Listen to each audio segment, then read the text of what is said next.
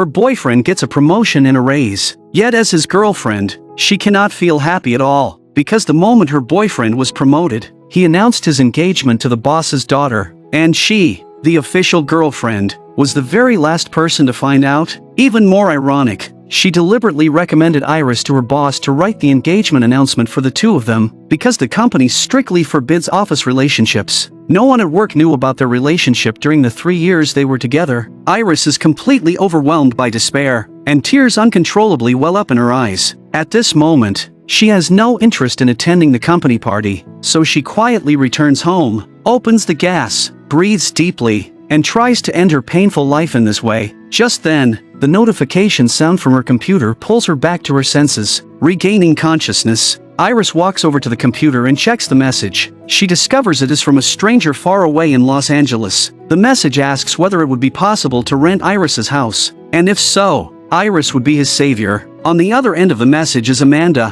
who is facing the same problem as Iris. Amanda runs a movie advertising company and is a typical powerful career woman. However, while she excels at work, her love life is full of repeated setbacks. Just 3 days ago, Amanda's boyfriend suddenly asked to break up, clearly being the one who cheated, yet claiming he could no longer tolerate her workaholic attitude. After furiously punching the unfaithful boyfriend and returning home, Amanda is still so angry she can barely stand still, so heartbroken that not a single tear will fall. Thinking back on the excuses given before each of her previous breakups, all blaming her workaholic nature, Amanda realizes that perhaps she really does need to change, so she decides to put down her work, switch environments, and clear her mind, which leads to the opening scene. Amanda wants to rent Iris's house, but is told that only a swap is possible. At this moment, Iris also wants to change her living environment, so the two instantly agree and decide to exchange houses. The two begin introducing themselves to each other.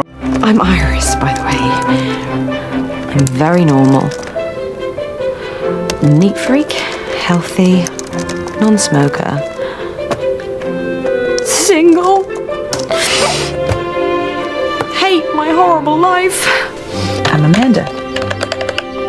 Loner, loser, and complicated wreck. Online. Just like that, two heartbroken women begin their 2-week home exchange journey. After a long journey, both finally arrive in each other's cities. Holding the address and checking it again and again, Iris can hardly believe that this is the house Amanda described as only slightly bigger than her own. She excitedly tours the luxurious home, the massive living room, the outdoor swimming pool, the elegant kitchen, and the soft, inviting bed, all of it feeling like a dream. Suddenly, the front doorbell rings, and the person who arrives is the composer Miles. He originally came to retrieve a computer for his best friend, but unexpectedly runs into Iris, who is there on vacation. Just as Iris is about to explain, a strong gust of wind blows by, and something floats onto her eyelashes. With her permission, the gentlemanly Miles gently helps her remove it. Legend has it, when the Santa Anas blow, all bets are off. Anything can happen.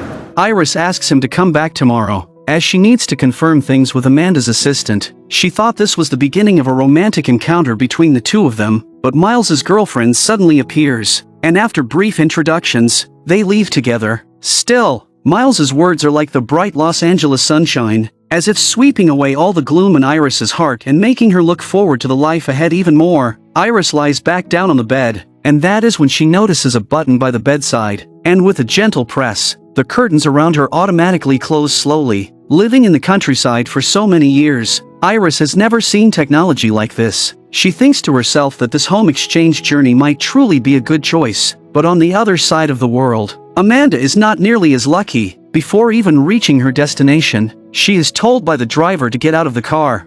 This can't be it. No, it's just down that lane. But the thing is, I'll never be able to turn this round at the other end. Think you can make it from here? No. Although Amanda clearly refuses, she has no other option and can only drag her heavy luggage forward on foot. Wearing high heels, she also has to be careful not to slip along the way. At last, she staggers her way to Iris's rose-covered cottage. Looking at a house far smaller than her own mansion, Amanda instead feels a unique sense of relaxation here. There is no need to worry about disturbing neighbors, and she can party alone deep into the night, listening to music, drinking red wine, dancing freely. She releases all her pent-up emotions. When she gets tired, She can even enjoy the movie advertisements she created herself. But after the excitement fades, loneliness still surrounds her, and Amanda starts to think about going back, wondering if coming here was just a momentary impulse. Just as she is about to fall asleep, there is a knock at the door downstairs. Who are you? Iris, open the door or I swear I'm gonna take a leak all over your front. The instant their eyes meet, Amanda's heart begins to race. While the man steps away to use the bathroom, Amanda quickly tidies her messy hair and rolls down the cuffs of her pants. The visitor turns out to be Iris's brother, who often drinks too much and later comes to stay with his sister for a while. Facing this handsome man, Amanda nervously blurts out the whole story, including the details of what happened in her recent breakup. After learning that Iris has gone all the way to Los Angeles, the man feels relieved that his sister is finally moving on from this relationship. However, the man has clearly had a bit too much to drink, and he asks if he can stay the night, assuring her that he will not disturb Amanda's vacation. Without any hesitation, Amanda agrees, yet the very next moment, things take an unexpected turn. Good night. Sweet dreams.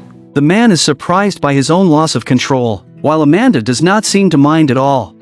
Would you mind trying that again? Just like that, the two people who have only just met are swept together into a whirlwind of passion. The next morning arrives, and early that day, Iris receives a call from her ex-boyfriend. With shameless confidence, he says he wants Iris to help him by giving feedback on a new novel he has written. This leaves Iris in deep pain, because every time she is about to forget him, he reappears and gives her false hope. Even though she knows he does not love her, she still cannot bring herself to firmly refuse him. The call leaves Iris wide awake, so she decides to drive to the seaside to clear her mind and experience the atmosphere of a foreign land. Along the way, Iris encounters an elderly man with difficulty walking, and being soft-hearted, she cannot ignore the sight and immediately gets out to ask if he is okay. After learning that he is simply lost, Iris takes the initiative to offer him a ride home, and it is this small act of kindness today that will go on to change Iris's life forever. Soon, the two arrive at his residence. When Iris steps into the old man's home, she is shocked to discover that he is actually a famous Hollywood screenwriter. A lifetime of honors fills the entire house, and he has even won the Academy Award for Best Screenplay. Yet even legends grow old, and seeing the cold, untouched food on the dining table, Iris guesses that the old man likely lives alone. She immediately decides to invite him to have dinner together. At Iris's prompting, the old man begins to talk about his once glorious past. At the age of 17, during a chance moment when the MGM studio was in complete chaos, he volunteered to stay behind and help.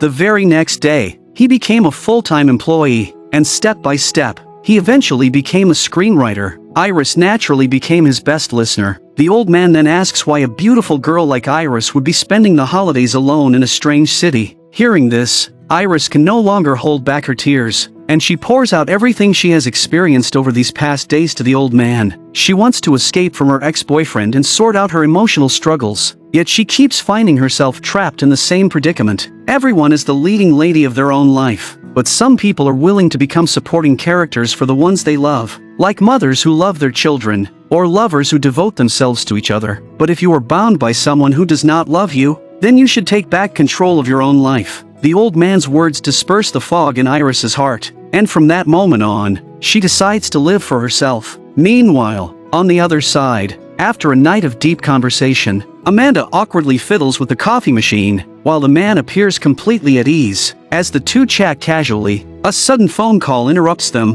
When Amanda answers, she sees that it is from a girl named Sophie. The man does not answer the call, but instead turns to Amanda and explains that his life is a bit complicated. But if Amanda chooses to stay, before he can finish his sentence, Amanda cuts him off and bluntly states that she will not fall in love with him, because he does not have the ability to love someone. Seeing how decisive she is, a trace of surprise flashes in the man's eyes. He then tries to save face by saying that he is a straight guy, that he will not call her again after the date, and that he will not take responsibility for what happened last night. Before leaving, the man walks up to Amanda and says that if she changes her travel plans, he and his friends will be waiting for her at a bar tonight. Sure enough, while going through airport security, Amanda keeps replaying last night's sparks in her mind, instinctively turning her life into a movie trailer. When Amanda appears again, it is back at Iris's cottage. As for what happened at the bar last night, she hardly remembers any of it. The reason the man is here is because a drunk Amanda kept begging him to stay.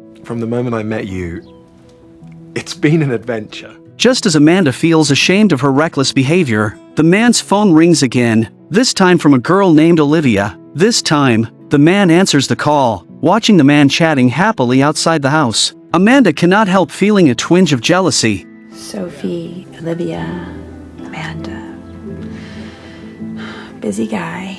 Even though she is clearly sneaking glances, she still pretends not to care. Even though she knows this relationship may end without a future, she still falls into it uncontrollably. In this small town in a foreign land, Amanda opens her heart to the man and they exchange their deepest hidden secrets. It turns out that Amanda's sadness comes not only from her ex-boyfriend's betrayal, but also from the shadows of her childhood family. Because the sudden collapse of a once happy family left Amanda crying through the entire night, it also caused her to be unable to shed a single tear ever again, no matter how sad she becomes. Yet the man is someone who cries easily, as a movie, a book, or even a birthday card can make him burst into tears. Two people who complement each other so perfectly may very well be a meeting arranged by fate. After dinner, they play around in the park like children, and when they get tired, they openly show their affection. But when they return home, Amanda deliberately refuses to let the man come inside, because their rapid emotional progress makes her feel both happy and deeply afraid. She is afraid of being hurt again,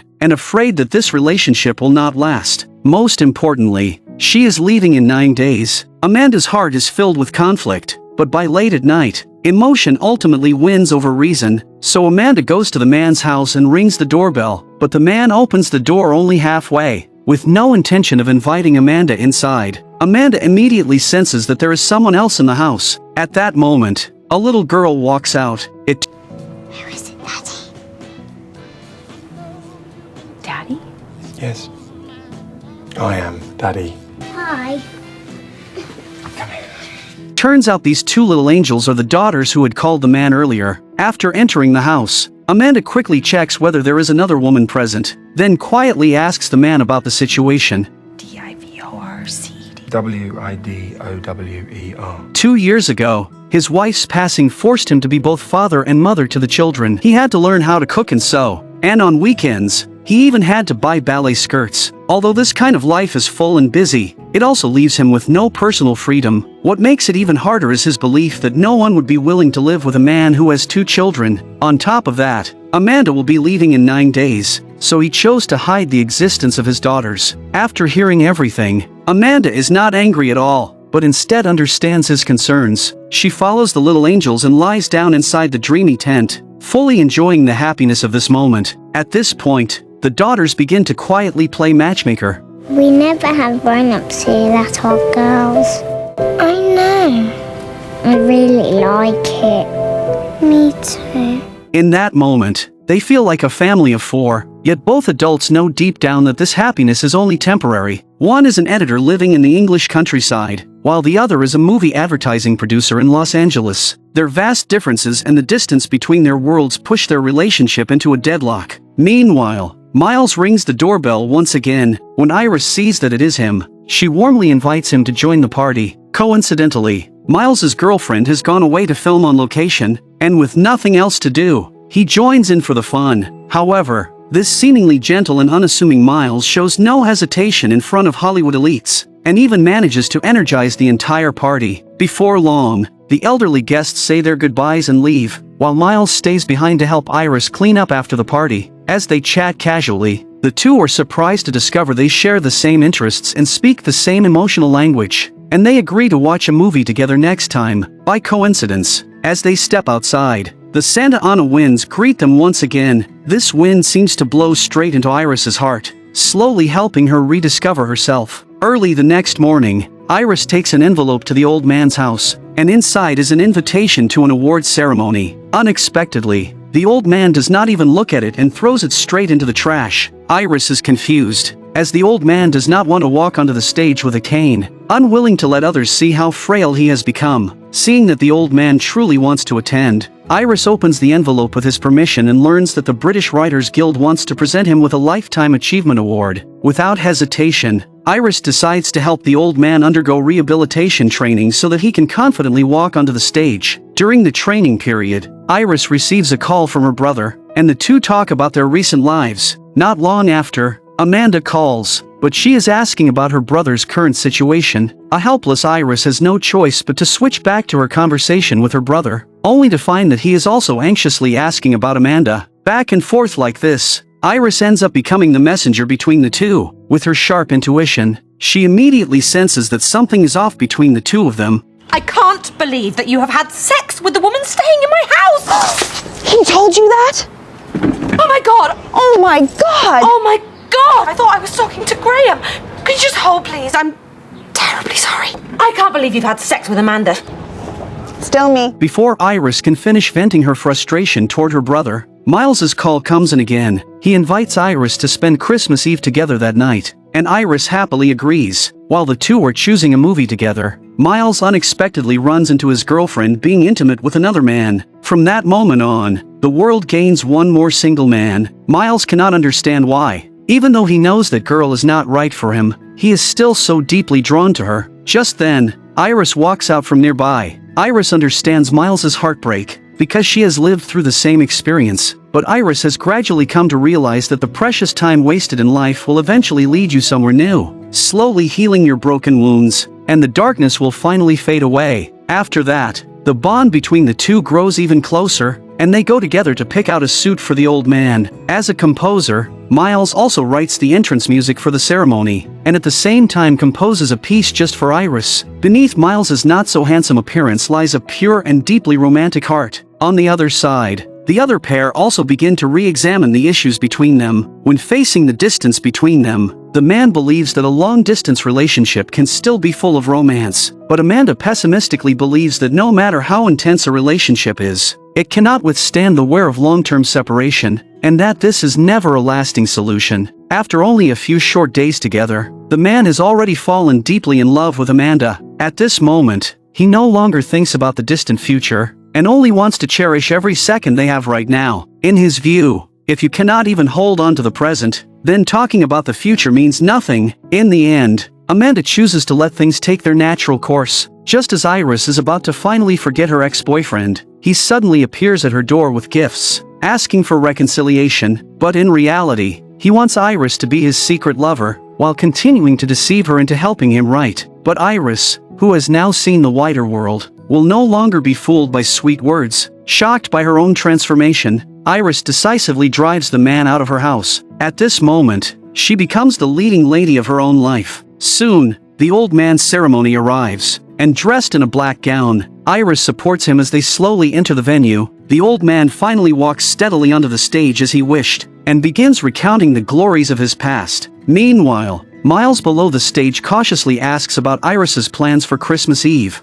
But by then, Iris's holiday has ended, and she has already returned home. The 2-week home exchange quickly comes to an end. Amanda must return to Los Angeles because her company there still needs her to handle urgent matters, and the man must stay behind to take care of his 2 children, so the two reluctantly part ways. After a goodbye kiss, Amanda's car slowly drives out of the town. Looking at the plane ticket in her wallet, an unexplained sense of restlessness rises in her heart. Suddenly, Amanda feels tears sliding down her cheeks. She touches the tears and laughs, then immediately asks the driver to turn the car around. Amanda runs back to the Rose Cottage, pushes open the door, and finds the man hiding inside, quietly crying. As long as you are brave enough, distance will never become an obstacle. When hearts are truly connected, they can cross mountains and oceans. 2 girls who were once deeply hurt by love both find each other's tenderness through unexpected chances, and rediscover their true selves. On Christmas Eve, 2 couples and 2 little angels spend the holiday together in a warm and cozy home. The holiday tells us that sometimes we need the courage to step out of our comfort zones, allowing unfamiliar environments and cultures to challenge our fixed ways of thinking. The stories of Amanda and Iris prove that changing the external environment can become the trigger for inner transformation. True love often appears in the most unexpected moments,